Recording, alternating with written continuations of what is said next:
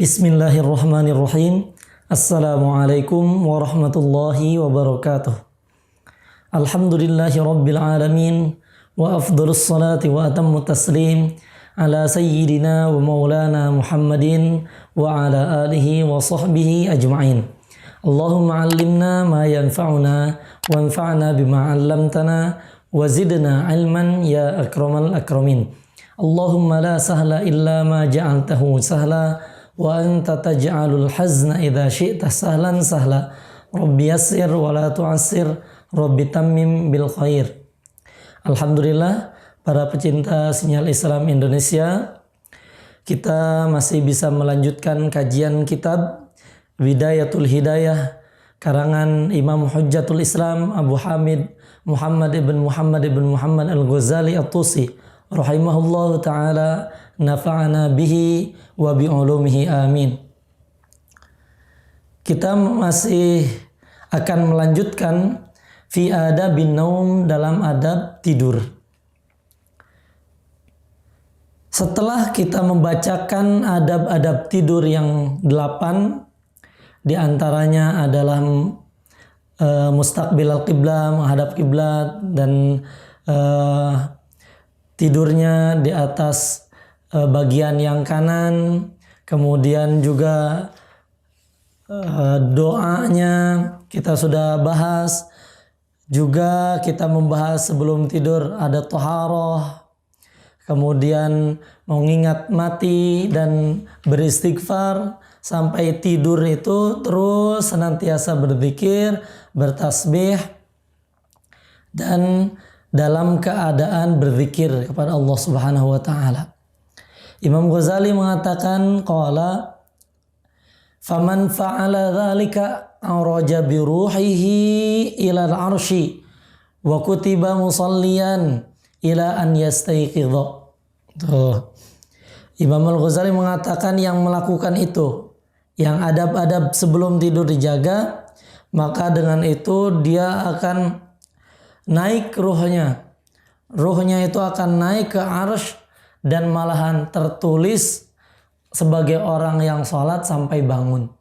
Pahala sholat mengalir walaupun kita sedang tidur. Allah Akbar. Ini amalan kita yang seakan-akan tidak kita lakukan apa-apa, kita hanya tidur, tapi kita tercatat dalam keadaan sholat. Sholat semalaman saja kita agak sulit kalau kita hidupkan semalaman suntuk untuk sholat. Tapi kita tidak apa-apa, normal saja tidur, tapi berpahala sholat. Masya Allah. Fa in istayqadta farji' ila ma 'arraftuka awwalan. Kalau misalkan sudah bangun lagi, kamu sudah bangun, maka kembali lagi ke yang pertama yang sudah kita ketahui. Dari adab-adab bangun tidur, adab memakai pakaian, adab masuk kamar mandi, keluar kamar mandi, adab wudunya atau mandinya. Kalau tidak ada buat wudu dan mandi, ada adab tayamumnya. Kemudian ada adab persiapan sholat. Ada persiapan sholat karena waktu yang inti dari umur kita adalah sholat.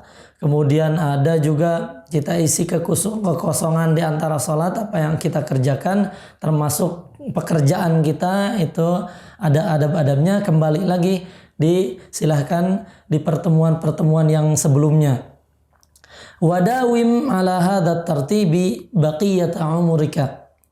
Dan dawamkan, lanjutkan, istiqomahkan, dikontinue atas urutan ini sepanjang umur kita. Fa in syiqta alaikal mudawamatu fasbir sabral maridi ala mararatad da'i intidharan lisyifa.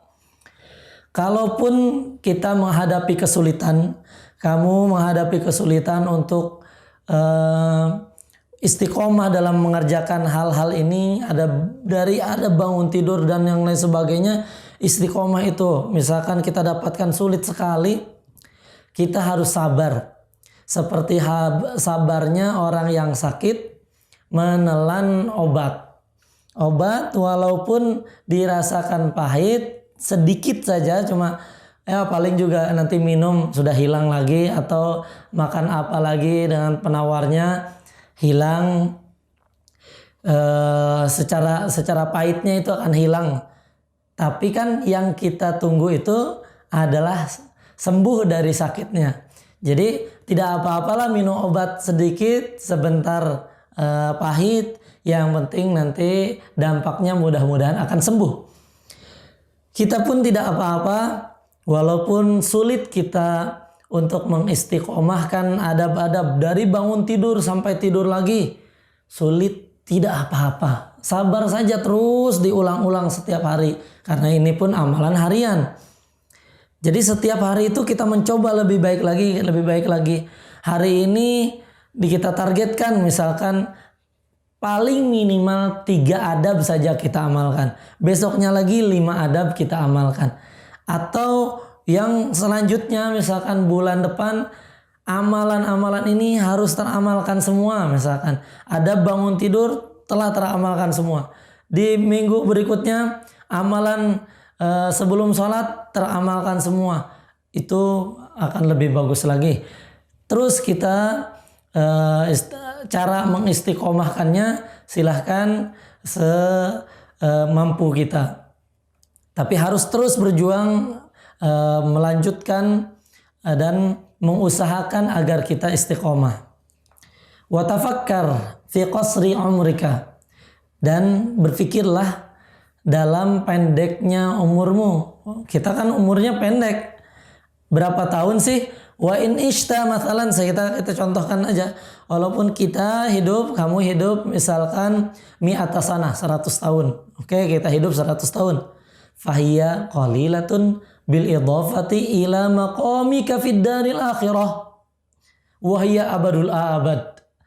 Oh ya, hidup kalau misalkan 100 tahun saja, kalau misalkan dibanding dengan kehidupan akhirat yang abadi, panjang mana? Maka kita nggak apa-apalah. Semua 100 tahun ini pun kalau misalkan 100 tahun kita itu kan rata-rata yang 100 tahun itu sudah berumur kalau sekarang. 100 tahun itu sudah lama ya, seakan-akan hidup di dunia.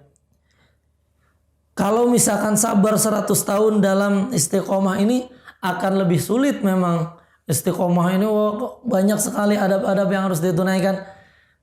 Ya, tapi dibanding dengan akhirat yang memang abadul abad, itu tidak ada apa-apanya.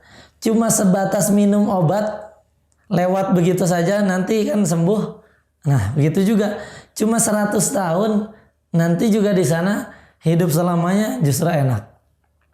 Wa ta'ammal annaka kaifa tatahammalul masyaqqah wa tatahammalul masyaqqata wa dhulla fi talabid dunya syahran aw sanah raja'an an tastariha biha 20 sanatan famathalan fa kaifa la tatahammal dzalika ayyaman qalail raja'al istirahati abadal abad.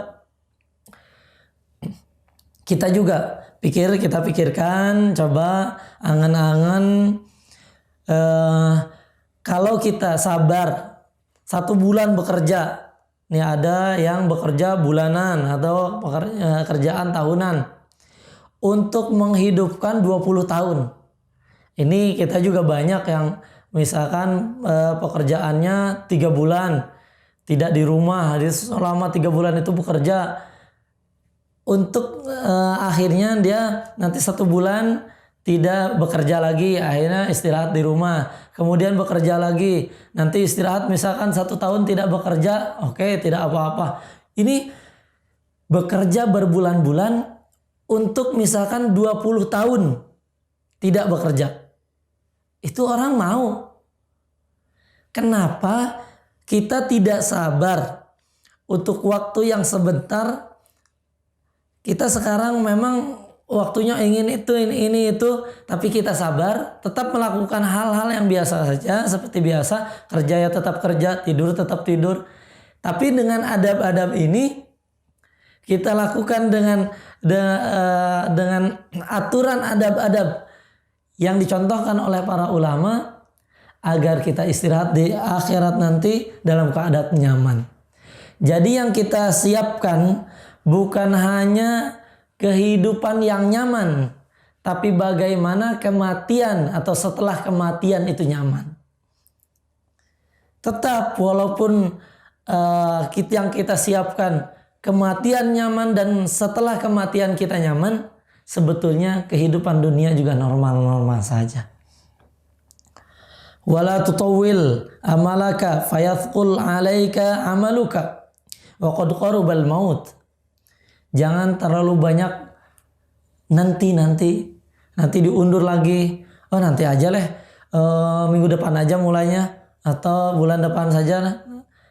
Enggak. Sekarang yang bisa kita lakukan. Amalan yang bisa kita kerjakan sekarang, oh ini kan bisa adab, ini saya bisa nih hari ini.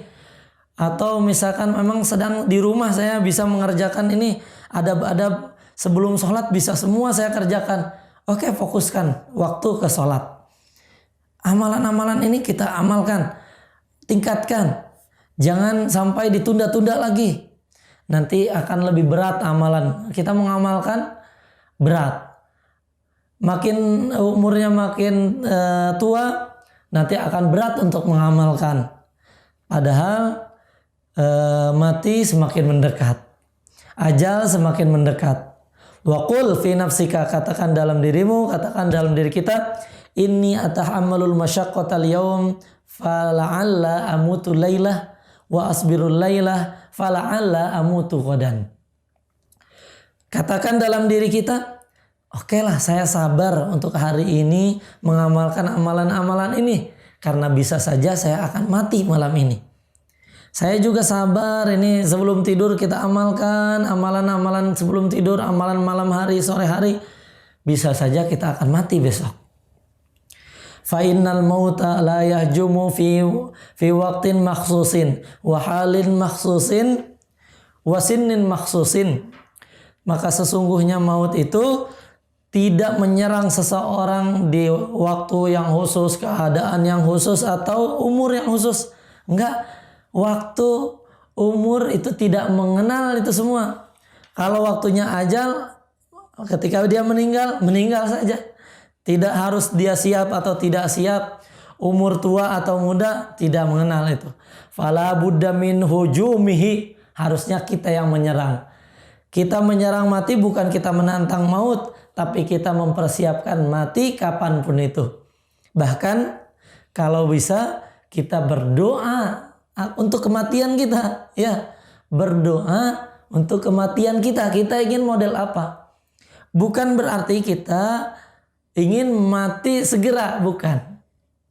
Tapi kita misalkan ingin meninggal dalam keadaan sholat. Ya Allah, meninggalkan kami dan kami telah menunaikan sholat.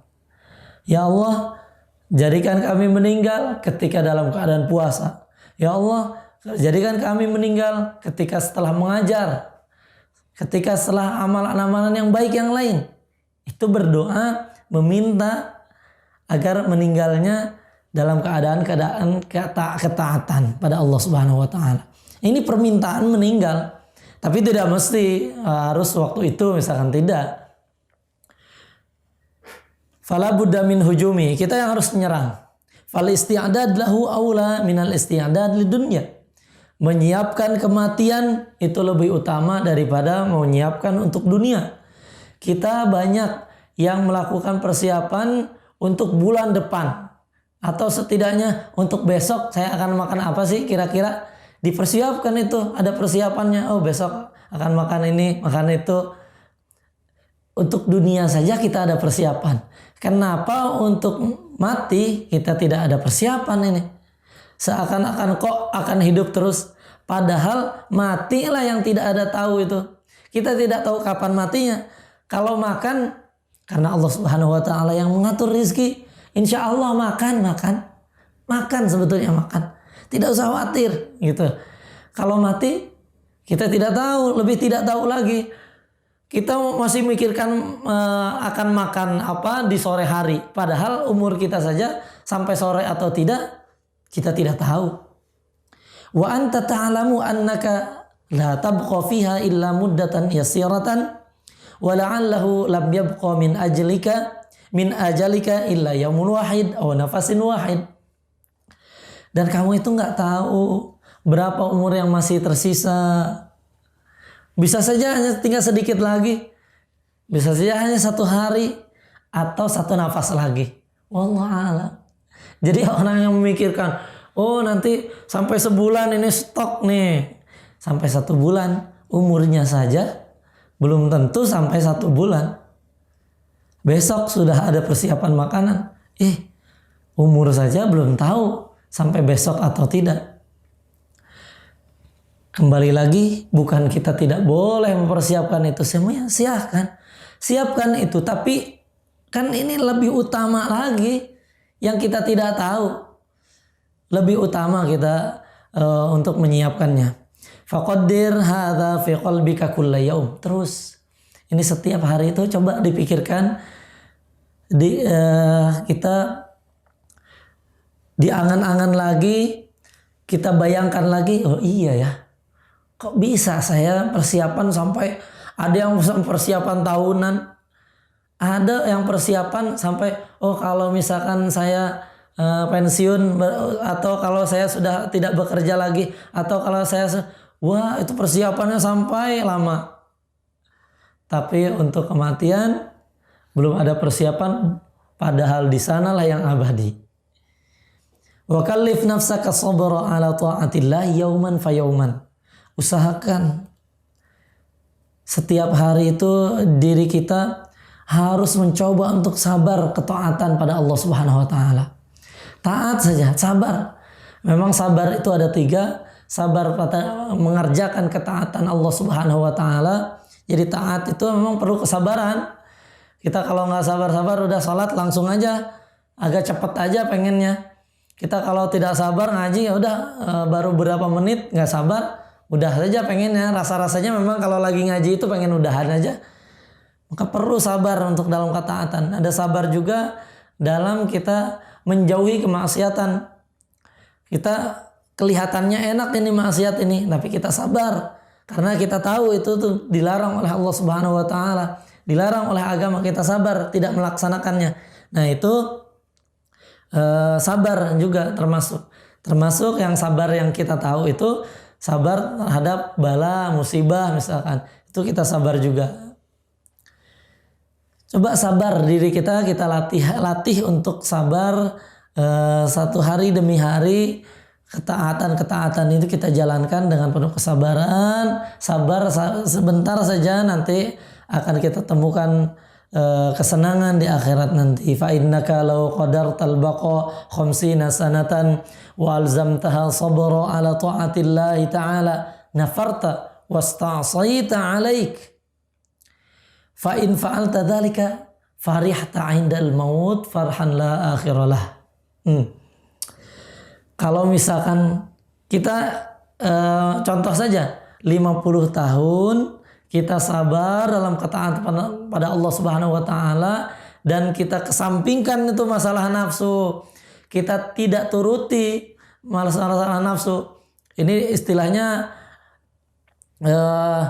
tidak menaati nafsu dan kita maksiat kepada nafsu, atau di dalam nuskhah yang lain, cetakan yang lain ada disebutkan wastas'abta.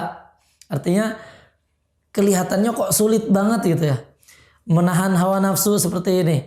Oh iya, nggak apa-apa 50 tahun saja sabar seperti ini. Kalau kita lakukan sabar setiap hari dan kita menjauhi, mengesampingkan hawa nafsu kita, maka kita akan senang ketika mati. Senang yang tidak ada akhirnya lagi. Jadi terus senantiasa senang, nggak akan susah lagi kok nanti di sana. Nanti di sana tidak ada lagi kita harus beribadah, harus taat, harus sabar lagi seperti itu. Tidak, kita tidak tinggal menikmatinya saja nanti. Wa in sawwafta wastasahalta ja'atil mautu fi waqtin la tahsibuhu wa tahassarta tahassuran la akhiralah. Kalau kita menunda-nunda lagi, dipermudah, kelihatannya nanti sajalah gampang lah masalah itu. Nanti juga, kalau nanti seperti itu, ingat mati datang pada waktu yang tidak dikira-kira.